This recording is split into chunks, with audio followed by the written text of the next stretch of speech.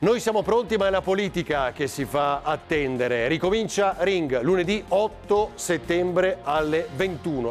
La politica alle corde, come sempre, più di sempre, nel Ring di Ferdinando Avarino, che torna puntuale lunedì e martedì sera alle 21 su Antenna 3 per raccontare una campagna elettorale ancora tutta da scrivere. Da un lato il centrodestra alla ricerca spasmodica di un candidato presidente con la guerra tra alleati, dall'altro un centrosinistra che tenta di giocare in anticipo, in mezzo un piccolo giallo, la data del voto tuttora da stabilire, con le urne che comunque si apriranno ad autunno inoltrato.